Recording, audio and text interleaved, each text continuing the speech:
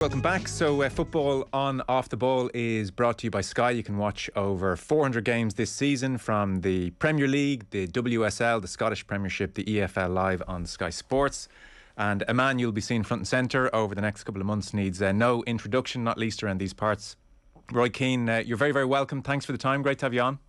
Yeah, no problem. All good. So I'll start with the really important stuff then. After 15 glorious months, you got rid of your Instagram account. There are 2 million followers very upset. You've let it go.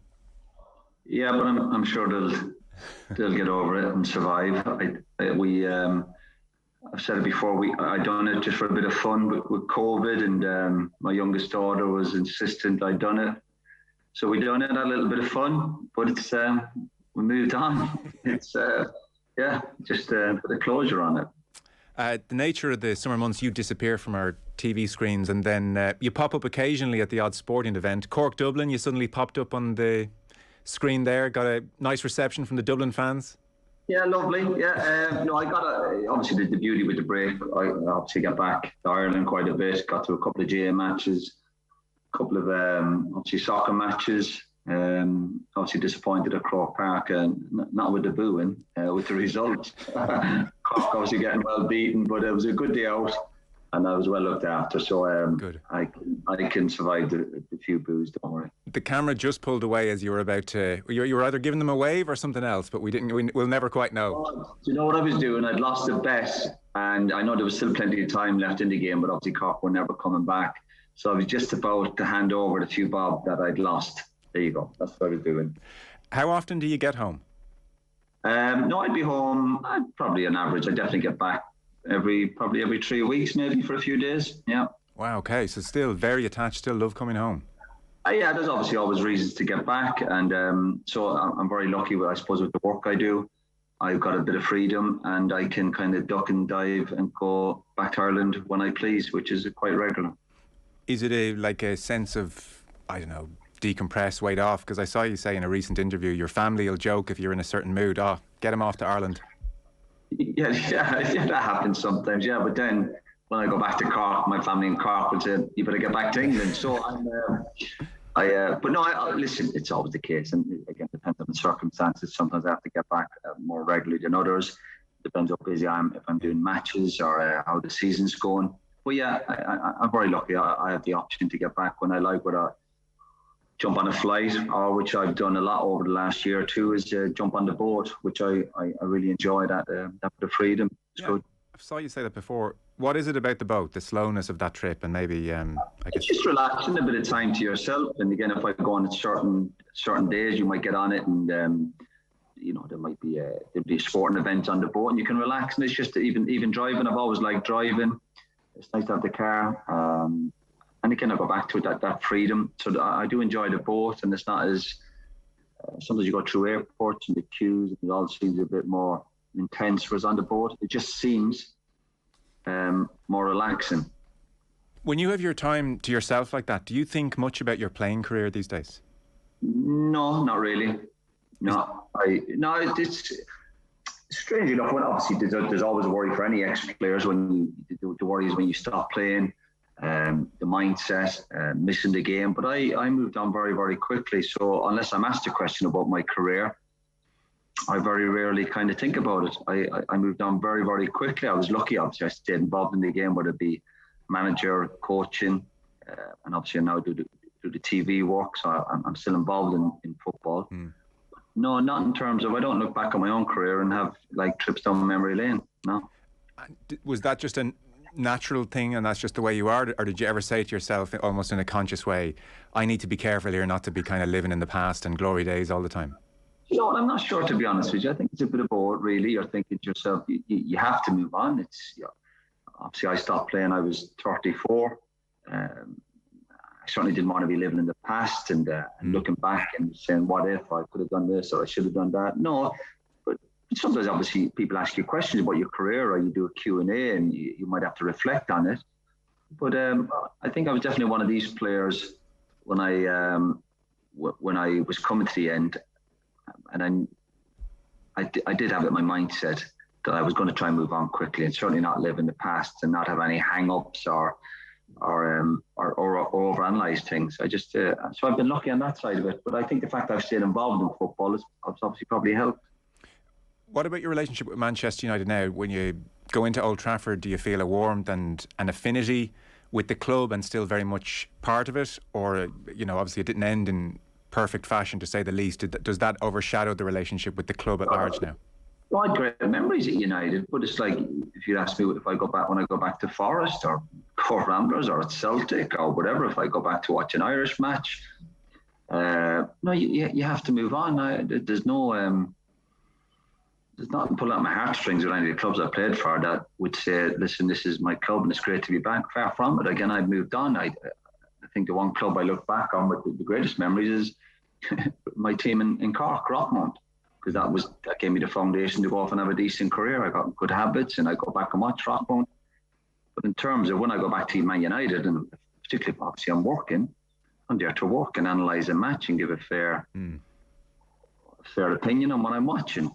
So this idea that I might go back to Old Trafford or maybe do a couple of games this year for Forest, obviously, don't maybe on Sky or whatever.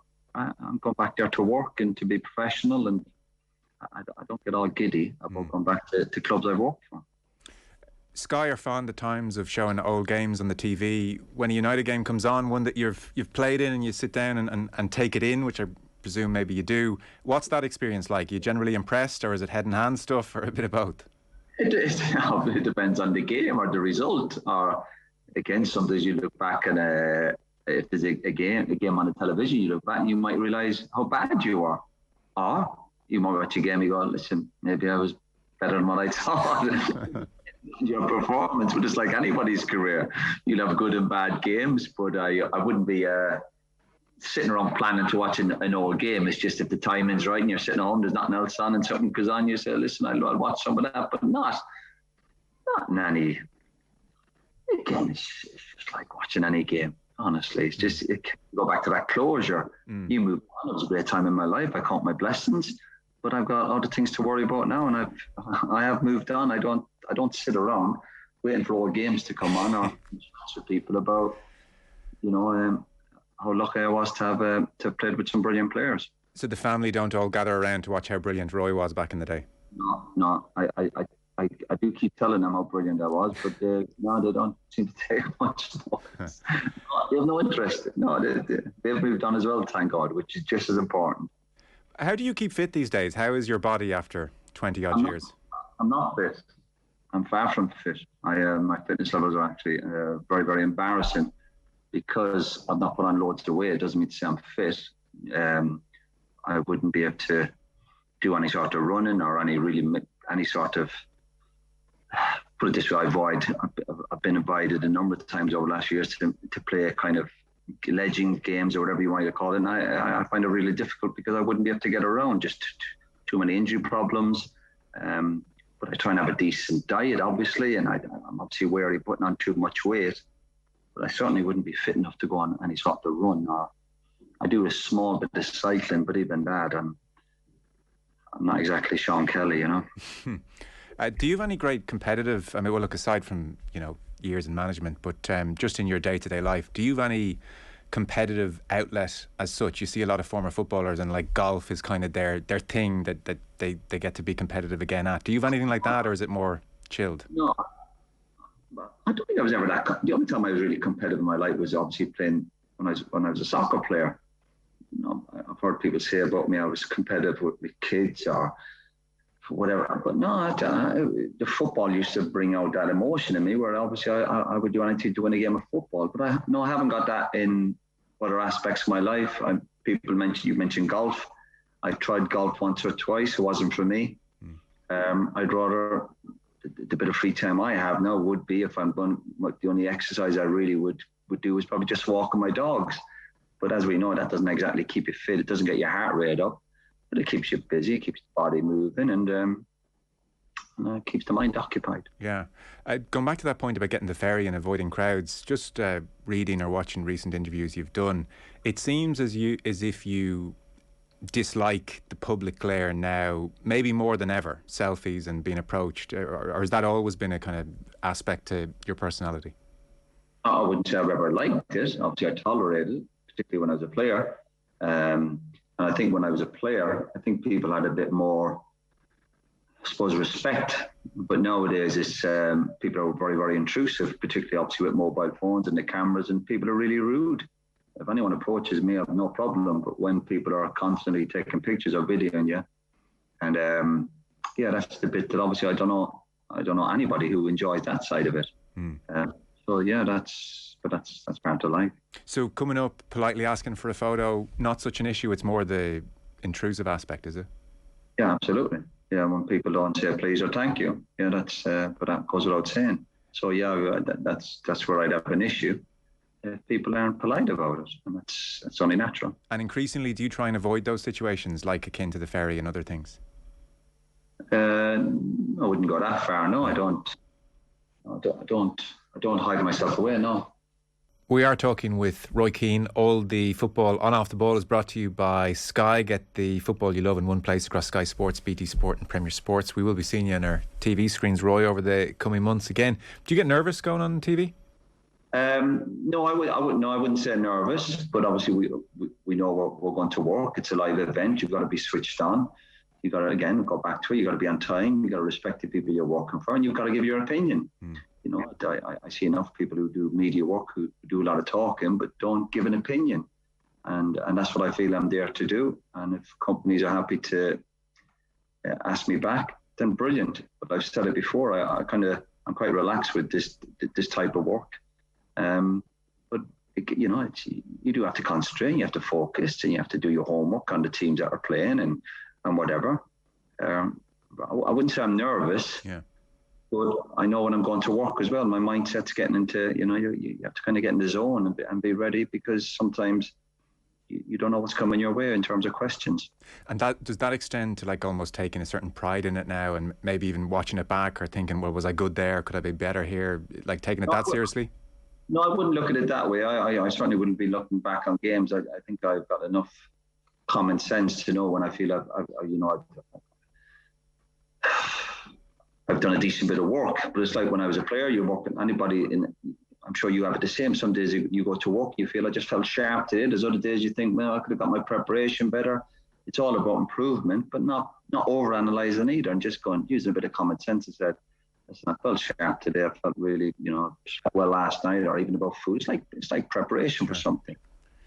Also, not to overanalyze it, where you're overthinking things. Yeah, and is that TV? I just try and give my opinion about what I see.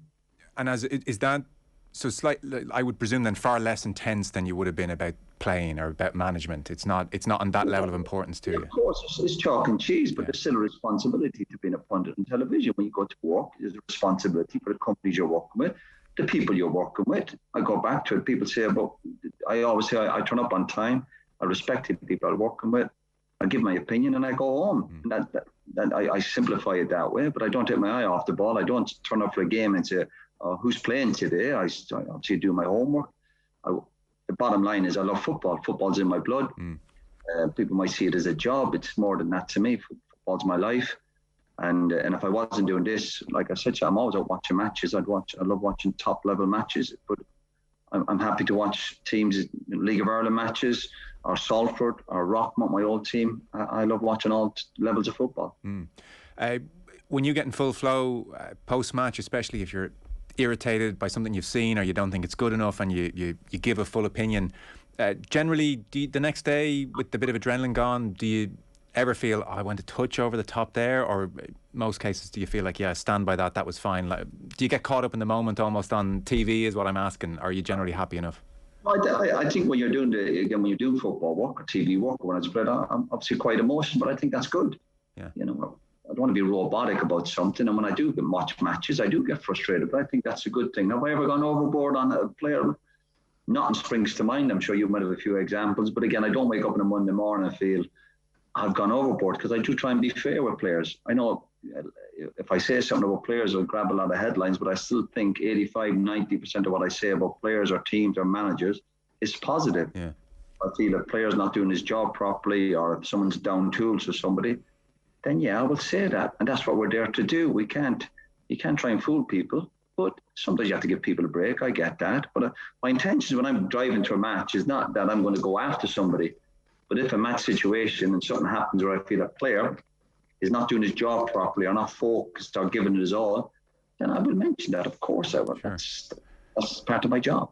I watched the other evening just an interview you did with Kevin Kilbane around the time of the release of your second book, and you were talking about punditry in that interview, and you sort of half apologised for what you said, but you said like your attitude to punditry was almost, you felt like, I'm better than that, like I can, you were like, I'm sorry for saying it, but that's how I feel like I can give more to the game, or I can do more in the game than being in a studio or on a pitch. Is that still your sense? Because in some respects, being on Sky every week, you couldn't be in a more prominent position in the game, if you take my meaning. Like, you're kind of front and centre week in, week out. I'm not on every week. Well, you give or take, though. You're. I'm not every week. I'm not even on every second week.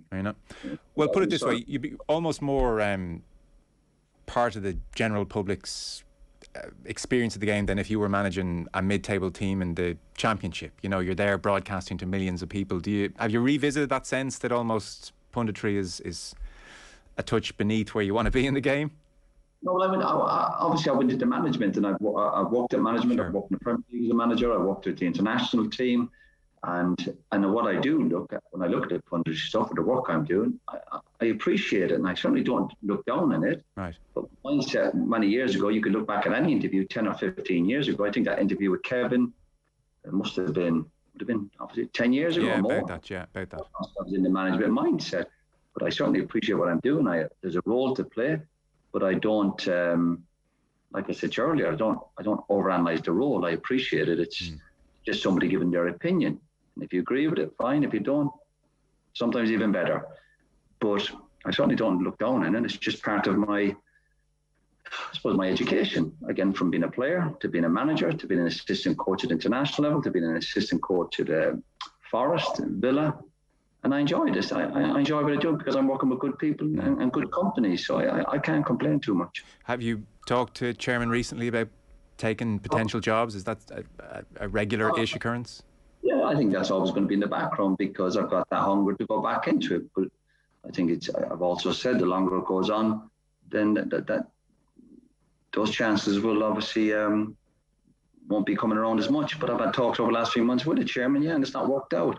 With a couple of chairmen, actually. So I think that'll always be ongoing in the background. If something comes up or someone calls me, it's like any line of work. If somebody calls me and says, are you interested? I'm going to speak to people. Of course, that's the most natural thing in the world. And Roy, what are the reasons it tends not to work out, or what are the issues that tend to crop up which stop it happening? Sorry? What are the reasons it tend, when you meet a chairman and you chat about the potential role, is there a common reason it doesn't tend to happen? It could be anything. It could be, first of all, they might want to offer you the job. Or you just spoke to him, but you don't want the job, or you can't agree a contract. A number of reasons. But again, I'm dead relaxed about it. My life goes on. If something comes up and it's a good club and a good chance, then I'll have a look at it. But if not, I have a great life. I'm very, very lucky.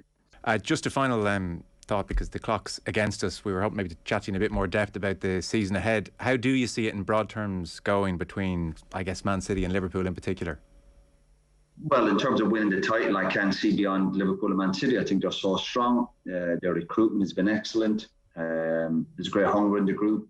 Brilliant managers. I think it'll be interesting, obviously, to see who can get close to them regarding Spurs, Chelsea, Arsenal, United. Can they get close to them?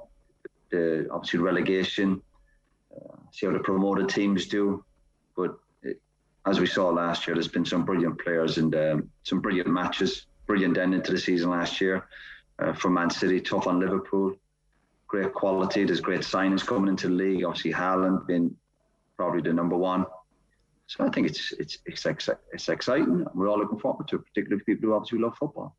And I know the clock's against us. Question on Manchester United, your sense of Ten Hag, and in particular the Ronaldo situation is brewing. Obviously he was criticised by the manager for leaving before the end of the Rayo Vallecano game. That situation has been brewing for some time. It seems like it's really coming to a head now. I know you're a big Ronaldo fan. What's your sense of how this is going to play out? There's obviously something amiss. I think there's obviously the club. There's one or two issues, not just with Ronaldo, but Ronaldo missing pre-season. He said it was family reasons. Yeah. obviously he's made it clear he obviously wants to leave, probably wants to play in the Champions League. It's not ideal, but these things happen. But also for the manager, I think when you're a manager, you don't go look for trouble, but trouble comes your way. So I think it's a situation the manager got to deal with, but that's what they're paid to do. And I would say if they move Ronaldo on in the next week or two, then the managers put a marker down and it's fine. United will survive. They'll probably need 1 or 2 replacements in because you can't guarantee with Martial. And if he puts his foot down and says you're staying because we want 20 odd goals from you, I think that can be done as well. I don't think it's a case of everyone saying Ronaldo's this, you've got to get rid of him. You've got to manage the situation. You might say to Ronaldo, we need you. We need your goals. We're short of a squad. Okay, his body language towards the end of last season wasn't great. He has to improve all that. You've got to stroke his ego a little bit as well, of course, and his behaviour has to improve as a senior player. But I think if United decide and the deal suits everybody, like anything else, then you let him go. But I don't think United are in a great position to be letting players who guarantee you 20 goals to be walking out the door when you haven't got a replacement. So it'll be interesting to see over the next few weeks. And but Man United have other problems, not just Ronaldo. You know, the recruitment hasn't been quite great. You know, hasn't been quite right so far. I think they've brought 3 in. They need 1 or 2 more in. And they're a long way off, obviously, competing against Man City and Liverpool. But again, that's life. It's all part of the challenge for the new manager. It sure is. Roy talking to us as part of Sky's coverage. You can watch every live Premier League game this season on Sky Sports, BT Sport and Premier Sports. Roy, thanks so much for the time. Enjoy the season ahead. Appreciate it. Cheers. All the best. Good luck. Bye. Football on Off the Ball. With Sky, the Premier League is back. Watch Crystal Palace versus Arsenal live only on Sky Sports.